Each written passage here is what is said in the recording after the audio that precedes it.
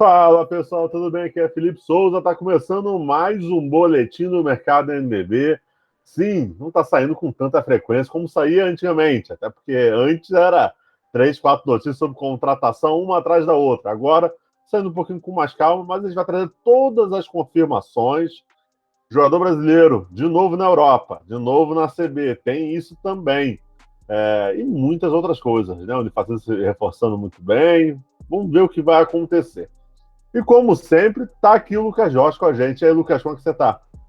Fala, Felipe, um abraço para você, para todo mundo que nos acompanha em mais um boletim. Vamos falar sobre essa reta final de mercado nacional, mas na Europa as coisas ainda estão começando a acelerar e os brasileiros que já jogavam por lá já estão se encaixando em outras equipes também, o que é uma baita notícia para o basquete nacional, sem dúvida alguma.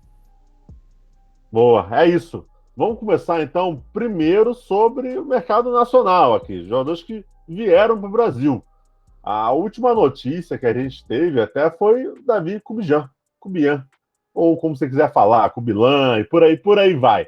E aí depende do seu português, do seu portunhol. Mas o David Cubian vai vir para a Unifacisa, já foi até anunciado, jogador que passou pelo Flamengo, acerta com a equipe paraibana. Poxa, o Unifacisa vem mais forte do que foi na temporada passada, hein? Uma movimentação muito boa, né, Felipe? O Kubidian é um armador que, apesar dele ser um organizador, ele também tem um potencial muito grande de pontuação, principalmente por causa do arremesso. Ele arremessa muito bem saindo de bloqueios, tem um bom 1 contra 1.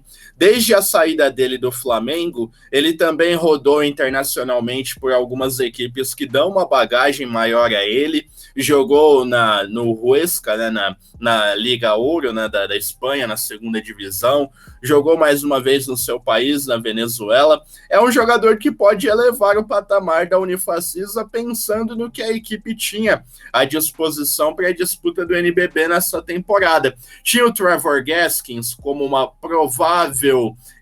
provável encaixe de armação, mas o Kubijan junto com o Gaskins dão uma opção maior para a Unifacisa ter o controle do jogo na cabeça do garrafão e principalmente essa agressividade de todos os jogadores. Nem sempre é fácil você encontrar uma sintonia dentro dessa agressividade. A Unifacisa da temporada passada, por exemplo, já era em tese uma equipe agressiva no perímetro, com Betinho, com Morídio, com o Barnes também, mas eles acabaram não se encaixando. Neste ano, que tem jogadores também de boa composição, como o Jimmy, como o André Góes, o próprio Crescenzi também, que tem essa consciência de trabalhar indiretamente para a equipe, tende a ser um time muito letal ofensivamente. É um trabalho do César Guidetti também, de dar sentido a essas peças, de organizar o revezamento desses jogadores também. Muitas vezes você tira uma minutagem de um jogador que está acostumado a jogar bastante e ele não se adapta tão bem. Mas, inquestionavelmente, a Unifacisa monta uma boa equipe para a disputa da temporada 2021-2022. Boa, só para fazer dois adendos aqui. Estou falando Unifacisa, é a Unifacisa, porque é uma universidade. Então, só para retificar aqui.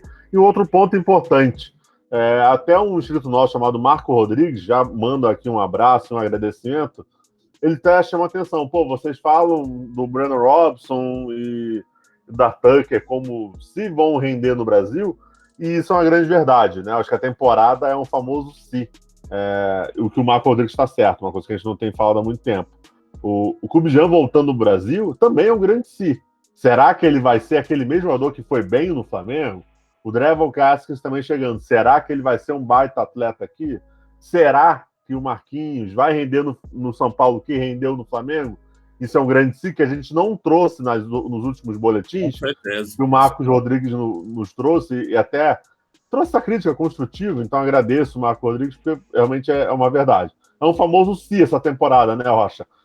Muitas mudanças, a gente não sabe se Jorginho vai render o mesmo que rendeu no São Paulo. Tem tudo para render? Tem. Mas tem como a gente cravar que vai render? Não tem. Então, vamos ver o que vai acontecer, né, Rocha?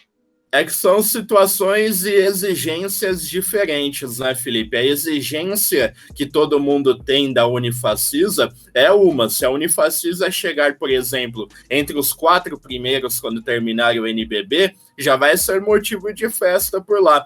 No caso do Flamengo, é completamente diferente, porque o Flamengo é sempre uma equipe que tem exigência de título, de vitórias, como foi na temporada passada, quando ganharam absolutamente tudo, com uma equipe incrível, né? Uma equipe que dava muito pouco espaço aos adversários se criarem dentro do jogo. Então, você reencaixar uma equipe que briga por títulos não é uma missão fácil. Mas o Flamengo também trouxe jogadores de muita qualidade, né? Não tem como a gente questionar a qualidade do Brandon Robinson, do próprio Dar Tucker também, do Iago renovando e sendo um jogador já importante para a própria seleção brasileira, o Balbi, que vai voltar de contusão, mas nós já conhecemos o Balbi, o próprio Luke Martinez, que foi uma grata surpresa na temporada passada, e os jogadores de garrafão. O Flamengo perdeu Hetzheimer e Léo Demétrio, mas agora tem o Faverani, tem a volta do JP Batista também. O Flamengo montou outro super time, mas o encaixe dentro de quadra, como a gente tem falado também, não é algo tão fácil, pensando que no Flamengo o objetivo é sempre título. Se o Flamengo chegar entre os 4, não vai mobilizar tanto como uma chegada entre os 4 da Unifacisa, por exemplo. Boa, boa. Outras movimentações que a gente também viu nesses últimos dias foi no São Paulo. São Paulo anunciou 2 contratações e uma renovação. Renovação com Isaac Gonçalves, vai ficar por mais uma temporada pelo São Paulo. E o São Paulo também anunciou a contratação do Henrique Coelho e Alex Doria. Pachá, essas 2 contratações, o que você viu nelas? Foi uma boa escolha do São Paulo? São jogadores de revezamento, né, Felipe? Eu não imagino que o Coelho e nem o Alex Doria tenham sido jogadores que o São Paulo mentalizou. Esses serão meus titulares para a temporada 2021-2022. Mas são jogadores intensos, jogadores que muitas vezes vão entrar para defender, e eles executam isso de uma forma muito interessante, principalmente o Coelho, que esteve entre os melhores defensores do NBB nas últimas temporadas, mas o São Paulo ainda precisa de uma peça para completar esse elenco, principalmente ali nas posições 4 e 5, aí sim, para começar jogando, porque, ok, o São Paulo pode ter uma variação jogando com o Marquinhos na posição 4 e o Tyrone na posição 5 e encaixando ali Elinho, Bennett e também o Chamel. Mas esse jogador das posições 4 e 5 com alto nível, ele pode mudar também o São Paulo de patamar dentro da temporada. Claro que o time continuará forte se não tivesse jogador, mas a chegada de mais um auxiliaria muito o elenco do São Paulo e traria um desses jogadores que eu citei anteriormente para o banco de reservas, dando uma força para o revezamento também. Porque se a gente for pensar, revezamento do São Paulo hoje, tem o Coelho, tem o Isaac, tem o Caio Torres e tem o Alex Doria. Não é um revezamento, por exemplo, como era da temporada passada, quando tinha um Dawkins, quando tinha um Renan Lenz, quando tinha um Gerson. O São Paulo, em tese, ele caiu um pouco na qualidade dos seus jogadores de revezamento, mas tudo isso ainda pode ser consertado com a escolha desse outro jogador que eu citei. Boa. Ô, Rocha, até quero saber a sua opinião. As movimentações de São Paulo, que ainda está pretendendo um pivô, né? Só tem um Caio Torres hoje fazendo essa função. Como você imagina esse São Paulo para a próxima temporada em relação à contratação? Claro, a gente no futuro vai falar muito sobre isso. Mas a minha impressão, puramente impressão, São Paulo caiu um pouquinho de nível comparado à temporada passada com os jogadores que tinha. É correto a gente afirmar isso ou o São Paulo continua ainda aquela potência que foi na temporada passada, brigando pelo título? No começo vai cair um pouco, né, Felipe? Porque você perde a alma do seu time ali, aquele tripé com Jorginho, Renan Lenz e Lucas Mariano, jogadores que eram muito importantes e muito regulares, né? Eles atuavam muito bem sempre. Era difícil você ver uma partida ruim desse trio, né? Alguém sempre sobressaindo e carregando o time. Então não vai ser fácil para o São Paulo encontrar substitutos para esses jogadores. E a característica muda também, né? O próprio Elinho, ele é um armador totalmente diferente do Jorginho. Ele até é um cara grande também, mas ele já trabalha mais com passe, ele não é tão agressivo assim no arremesso. Vai ser um jogador para colocar a bola na mão do Bennett, do próprio Chamel, do Tyrone também. Mas para o São Paulo, do próprio Marquinhos, né? Para o São Paulo ter um bom rendimento na temporada, ele vai precisar do Bennett no seu auge, fazendo mais do que ele já fez na temporada passada, que foi uma boa temporada do Bennett. Vai precisar de um Marquinhos muito bem e, principalmente nessa formação, vai precisar do Tyrone de Bauru para cima, do que ele mostrou aqui em Bauru para cima em termos de rendimento. Caso seja o Tyrone do Minas, o São Paulo já teria problemas também na sua formatação de elenco. Boa, boa. Rocha, vamos lá. Flamengo. Todo mundo pede, todo mundo quer saber se o Flamengo já fechou o seu elenco. O Flamengo já fechou o elenco, Rocha? Não, fechar elenco, Felipe, é uma expressão que não cabe ainda no momento, mas o Flamengo vai observar um pouco melhor o que ele tem na mão, e óbvio que quando você perde um jogo ou você observa e vê que não é o suficiente, aí traz um jogador. É o mesmo cenário de Franca, por exemplo. Hoje Franca tem 7 jogadores que em tese podem jogar a qualquer momento, o Flamengo tem 9.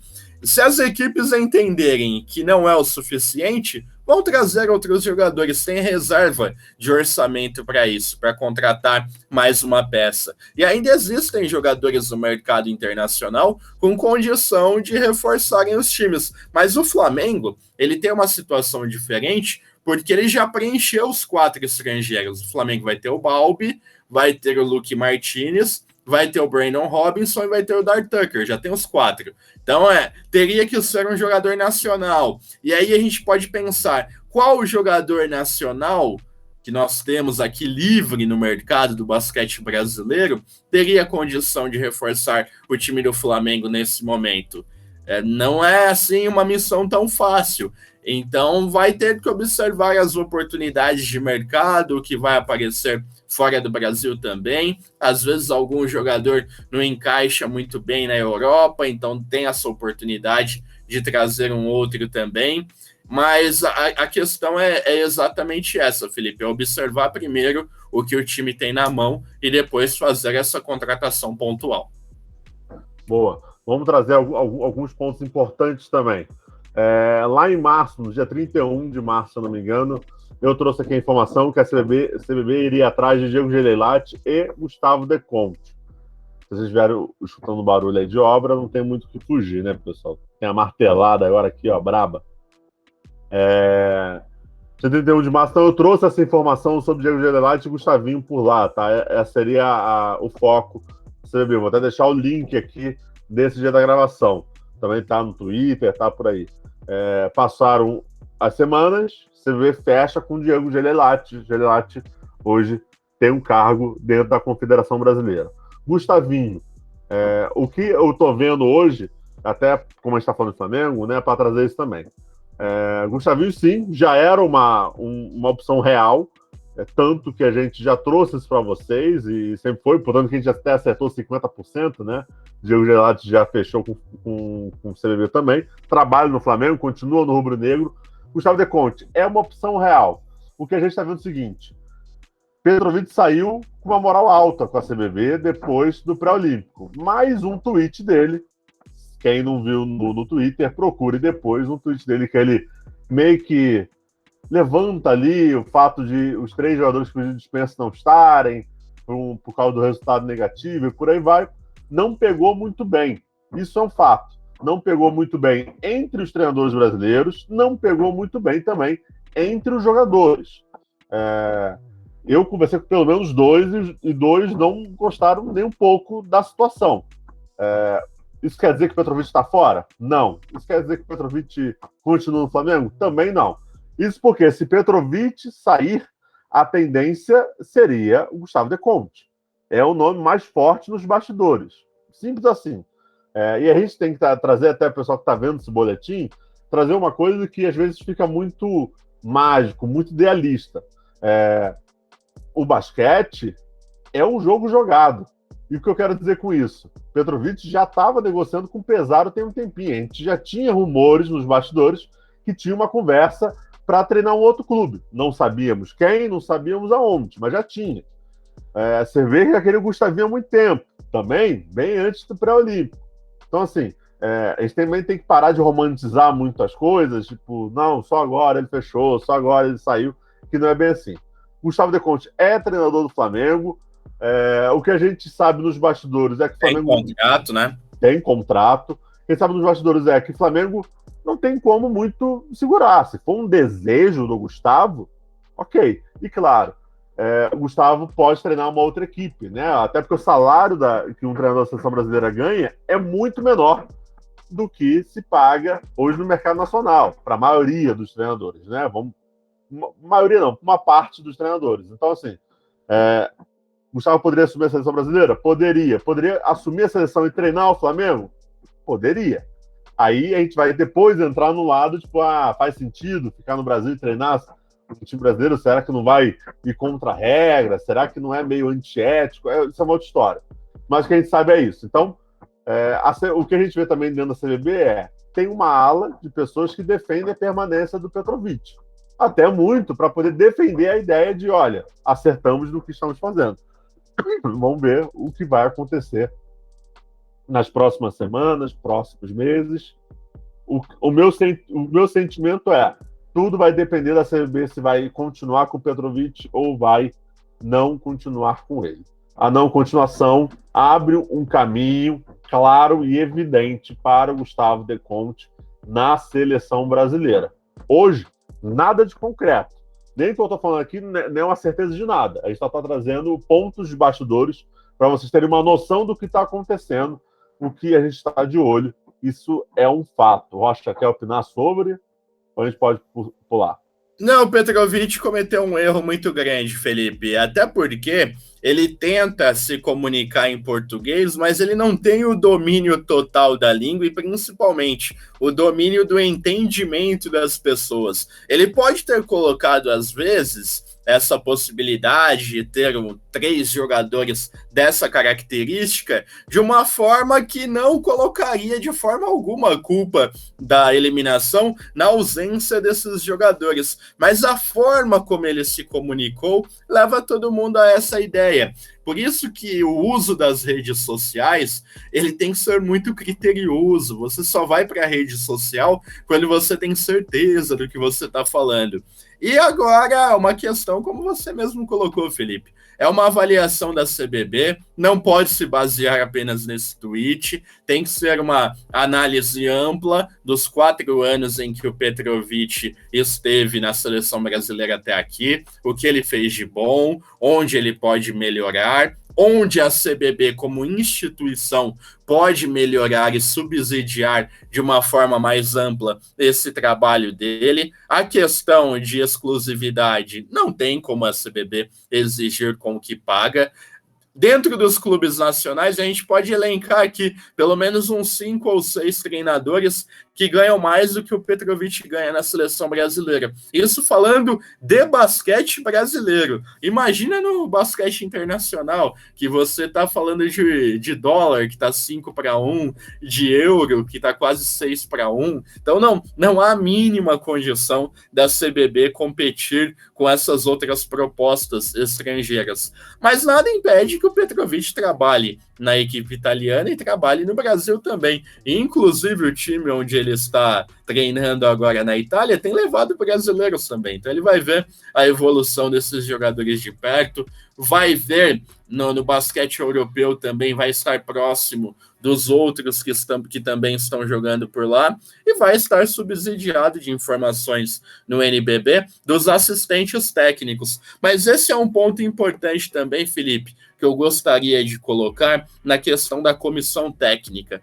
Foi legal o trabalho, o Brasil jogou super bem no pré-olímpico, mas a comissão técnica em torno do Petrovic, até pelo fato de agora ele trabalhar em outra equipe, vai precisar ter uma participação muito grande nas escolhas. E onde eu quero chegar? Precisa de profissionais capacitados em todos os níveis na comissão técnica da seleção brasileira, que seja um especialista de jogo ofensivo, um especialista de jogo defensivo, um cara que domina o scout e sabe, né, tem a noção de todo mundo que está jogando em todas as seleções, que não seja surpreendido, por exemplo, por um Robin Benzing da Alemanha, né, um ala de 2,10, que até ontem era 4, mas tem essa característica de poder jogar como 3 também. Esse é o ponto, Felipe, a qualificação dos profissionais que estão à frente da seleção brasileira, seja no comando técnico, ou como assistentes, ou na preparação física, ou na fisioterapia também. A seleção precisa dos melhores profissionais. E a CBB precisa trabalhar para conseguir trazer os melhores profissionais também e ter uma situação boa financeiramente para oferecer um projeto legal a eles também. Não adianta só trabalhar na seleção por amor, por querer um basquete brasileiro melhor, não é isso, né? Não é. Quando a gente leva para o pachequismo a opinião, a gente tende a errar, e errar de uma forma muito rude também. Então, é esse o ponto, a capacitação de todos que estão envolvidos no processo. Boa, boa. E continuando nessa pegada ali de jogar fora, né, de treinar fora e tal, tivemos também definições de brasileiros na Europa. E algumas novelas ou especulações terminaram. Rafa Luz, que tinha o nome ventilado no Flamengo, acerta com o Bilbao. Volta para a ACB, vai jogar no Bilbao na próxima temporada. Também vimos o Léo Demetri fechando com o Pesaro. A gente já trouxe isso antes, aonde vai jogar sendo comandado pelo Petrovic, atual treinador da seleção brasileira. E também... Augusto renovou no Múrcia também, né? Renovou com o Múrcia, Léo Mendel também renovou com o Foi Lambrada. E temos aí agora a expectativa de acerto do Caio Pacheco na Europa. Jornalistas de fora que acompanham o basquete europeu já informaram que tem uma conversa com o Pesaro. Pois é, Pesaro, mesmo time de Petrovic, o Caio Pacheco pode estar indo, nada confirmado.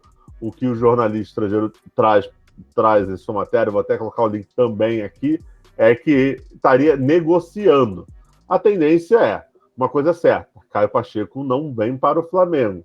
Caio Pacheco deve acertar, sim, a sua ida para a Europa. Então, pelo menos duas situações aí que a gente não vai ver jogador brasileiro aqui no Brasil nesse momento. Caboclo também pode ficar na Europa, a tendência é essa, também ficar por lá. Tá? Então, só para a gente aqui elencar, para vocês estarem cientes do que está acontecendo. Agora, Rocha, em Bauru foi anunciado a renovação do Gabriel Jaú, né? Jaú continua por mais uma temporada na equipe bauruense. Já vem treinando desde a semana passada, quando o elenco do Bauru Basquete se apresentou para a temporada 2021-2022. E a questão do Jaú é bem clara, Felipe. Na temporada passada, ele foi muito mais um pivô do que um jogador na posição 4, como nos acostumamos a ver. E esse trabalho dele como pivô deixou ele jogando muito mais perto da cesta e sem muita confiança no arremesso. Ele teve 14% de aproveitamento nos arremessos de 3 pontos no último NBB. Então, para ele voltar a ser um jogador de elite, ou aquele prospecto que nós imaginamos lá atrás, antes das contusões, ele precisa voltar a ter a confiança nesse arremesso. Porque se a gente for lembrar, antes da lesão do Gabriel Jaú, ele era um arremessador confiável, não um chutador, como a gente pode ver em outras equipes, ou no próprio Bauru, né, que tem o Enzo Ruiz, vai ter o Felipe Vezaro também, o próprio Rafael Hetzheimer, mas ele era um cara ali que guardava 40%, 2 em 5, 1 em 4, ele tinha ali na sua bola de 3. E ele vai precisar disso para elevar o nível de jogo dele. O Jaú é um jogador muito intenso na defesa, intenso na disputa pelos rebotes também. Colocando esse ponto no jogo dele, vai ser uma figura ainda mais perigosa aos adversários do time de Bauru. Boa, vamos lá. Bauru, então, já montando ali seu elenco, já indo muito bem, já para essa montagem, né, em termos de contratação, já andou, já é um ponto extremamente positivo. Rocha, estou pegando aqui alguma informação extra para gente, mas a minha maior dúvida é, Pedrinho Rava, que jogou no Brasília, já acertou em algum clube, a gente não sabe qual é. O Bro Brasília também já anunciou oficialmente Ricardo Fischer. Vai por lá. A pergunta é, e o Betinho? Para onde vai Betinho, que jogou na Unifacisa? Pedrinho Rava tem jeito de ser Brasília mais uma vez, né, Felipe? Pela forma como ele jogou na temporada passada e até pelo fato de ter uma proximidade muito grande com o próprio Ricardo Fischer, a tendência é que ele fique por lá. Mas o Betinho, ele teve algumas sondagens, né, até algumas possibilidades de ir para alguns lugares, mas nada que deixasse ele confortável para aceitar esse desafio. Faltam ainda algumas equipes para montarem, né, nesse mercado, né? O próprio Fortaleza Basquete Cearense pouco se movimentou, Caxias também pouco se movimentou até aqui, Campo Mourão, enfim. Ele vai acabar encaixando em alguma dessas equipes. Eu não imagino que o Betinho dê esse salto para jogar internacionalmente também, ou até no próprio México, né? Porque o México, ele te dá essa possibilidade de jogar alguns meses e retornar em novembro, ainda há tempo de disputar o NBB, mas eu acho que o Betinho vai permanecer mesmo aqui no Brasil. Tem um jeito, né, uma inclinação de retornar para o Fortaleza Basquete Cearense. Boa. Fortaleza Basquete Cearense, que ainda não acertou a dívida com o Holloway. Assim que acertar, muito provavelmente o Holloway continue na equipe do Fortaleza, até porque também não teve muita proposta. Então, não teve nenhuma, na verdade, que a gente saiba. Então, a tendência é o Holloway ficar por lá também no Fortaleza. A mesma situação do Corinthians, né? Tem que acertar também com o Fuller. Assim que acertar, Fuller deve sim ficar na equipe corintiana para a próxima temporada. Rocha, a gente está vendo aí Betinho sem espaço, provavelmente pode ir, sei, né? Dependendo do mercado, pode ir para o Fortaleza Basquete Cearense. Quero saber o seguinte, será que a gente pode ver um Dimitri Souza voltando no Brasil? Será que a gente pode ver um outro jogador? Pouco provável, né, Felipe? Bem pouco provável o retorno do Dimitri. Ele provavelmente deva permanecer lá na Itália também, até porque ele foi muito bem nesse ano na terceira divisão por lá. E por que não, né? Existe a possibilidade de algo melhor, né? As pessoas não têm ainda muita confiança no basquete do Dimitri aqui no Brasil, tanto que quando ele foi convocado para a seleção brasileira, gerou uma polêmica muito grande, né? E completamente desnecessária em torno do nome dele. Então, eu não acredito que ele retorne ao Brasil tão cedo. Boa. Rocha, acho que é isso. Acho que a gente falou bastante aí sobre tudo que está acontecendo nesse período, as movimentações que já aconteceram, que estão acontecendo, o que pode vir a acontecer. Tem alguma outra novidade, alguma outra que você queira falar para a gente, o pessoal ficar ligado? Eu falei no último vídeo para ficarmos ligados nas movimentações da Unifacisa e do Paulistano com relação a armadores. A Unifacisa concretizou o Kubidjan, como falamos nesse vídeo, mas o Paulistano ainda não oficializou quem é o seu armador então ainda estamos em busca dessa informação. Certamente vai ser um jogador de impacto também para ajudar o Demetrios nessa montagem de elenco do Paulistano, que manteve alguns jogadores da temporada passada, também trouxe o Arthur Bernardi, Danilo Fusaro, mas ainda falta esse armador, principalmente depois da saída do Derek para o Pinheiros. Pois é. Paulistano aí que deve acertar assim com o armador é o grande alvo e provavelmente seja um armador estrangeiro, então fora do país deve acertar. Até porque não tem esse jogador no basquete brasileiro mais. Pois é. Com essa capacidade, agressividade, não tem ninguém nesse perfil que o paulistano busca. Vamos ficar de olho. Está acontecendo no basquete nacional. Esse é um momento, como eu disse para vocês, dá uma estagnada, dá uma diminuída em termos de contratações. Depois a gente vai ver uma agitação, porque o Campeonato Paulista já começa no final desse mês, se eu não me engano. Também a gente vai ficar nessa definição de vai ter mais 2 equipes no NBB, no próximo NBB. A gente também não sabe, né? Rio Claro já está tentando, provavelmente vai conseguir. União Corinthians também vai tentar. Segundo o que a gente apura, já a União Corinthians teria condição financeira de arcar com os custos para poder jogar, mas não tem franquia, então tem que esperar ver qual será a adesão da Liga Nacional de Basquete, a LNB, sobre a sua inclusão no campeonato do NBB. Tirando o NBB, a gente já viu também que a CB já anunciou que vai ter categoria de base, vai ter campeonato de base sub-19, que é bem interessante, deixa a gente feliz. Agora, chama a atenção o seguinte, o campeonato de base foi até colocado o nome do Vasco. Vasco da Gama iria jogar campeonato de base. A gente conversou com pessoas dentro do clube e, olha, não tem esse papo por lá, não. Na verdade, o que foi falado pra gente não temos nenhuma informação sobre esse tipo. Nada confirmado. Então, será que o Vasco vai jogar? Sei. Tomara que sim, acho que é bom o basquete brasileiro, mas tem que ver se tem condição financeira para poder disputar. Vamos ver também como vão ser as disputas.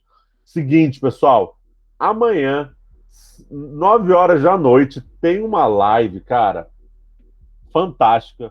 Eu, Rocha, Gabriel Andrade, provavelmente o Sarvas, para a gente poder debater o seguinte: em que nível está o Brasil hoje do basquete mundial? É um estudo que o Gabriel Andrade está trazendo para a gente, que a gente vai debater bastante, vai virar uma série de áudios, então amanhã é muito mais para debater o tema ali por alto, e depois a gente vai uma série em podcast para vocês ouvirem, cara, vai ser fantástico, vocês não podem perder.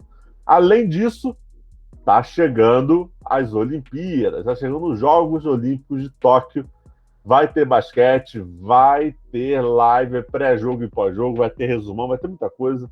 A gente já está fazendo muita coisa no nosso site, também no Olimpíada todo dia, vocês não podem perder.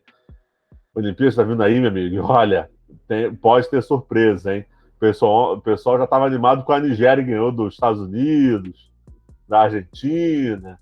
Muita calma com a Nigéria. Pois é. Até vai dar trabalho para a Itália, para a Alemanha, para a Austrália, vai dar trabalho, mas é Porto Rico 2.0. O dia que cai a bola de 3 deles, como caiu contra os Estados Unidos, e eles tiveram 20 bolas de 3 contra os Estados Unidos, é um jogo. Mas ontem, por exemplo, tomaram 40 da Austrália e a Austrália poupou Perry Mills, Joe Ingles, De La Vedova, Aaron Baines, né? Então era uma Austrália praticamente com os jogadores que jogam no basquete australiano, inclusive o Josh Giddey, né? Que é cotado para estar na primeira rodada do draft. Até tuitei isso hoje, no dia 14/7, nessa quarta-feira, que tem que tomar cuidado com esse hype da Nigéria, que a Nigéria pode até brigar pelo ouro, porque toda seleção que vai para as Olimpíadas briga pelo ouro, ninguém vai ali pensando em ser derrotado. Mas tomar um certo cuidado, porque a Olimpíada é totalmente diferente de um amistoso com os Estados Unidos. Eu acho que, na verdade, esses jogos em Las Vegas só serviu para os Estados Unidos abrir o olho. Se não entrar ligado, olha, esse ouro olímpico pode estar, sim, muito ameaçado, porque não tem seleção boba nas Olimpíadas e lá é tiro curto. Então, vamos ver o que a Nigéria pode fazer. A gente vai falar muito sobre a Olimpíada, vai falar muito sobre Nigéria, sobre Itália, França, e por aí vai. gente vai falar bastante sobre isso, mas fiquem ligados, vai ter muita coisa de Olimpíadas por aqui, e não só masculino, Olimpíadas femininas também. Vou falar um pouco dos Jogos Olímpicos ali de basquete femininos, então vocês podem ficar ligados, vai ter muita coisa boa por aqui. Rocha, mais uma vez, muito obrigado, meu jovem, por estar com a gente aqui nesse boletim, e te encontro nesta quinta-feira, às 9 horas da noite, hein? Valeu, Felipe. Um abração para todo mundo que nos acompanhou e vamos falar de basquete. Não tem Brasil nas Olimpíadas, nem no feminino, nem no masculino e nem no 3 contra 3, mas tem muita coisa boa acontecendo no basquete mundial a partir da semana que vem em Tóquio. É isso, pessoal. Agradeço a todo mundo que assistiu esse boletim até o final. Peço que curta, compartilha, se inscreva no nosso canal. A meta aqui é para chegar até 1.000 inscritos. Vamos lá, estamos pertinho e queremos muita sua ajuda.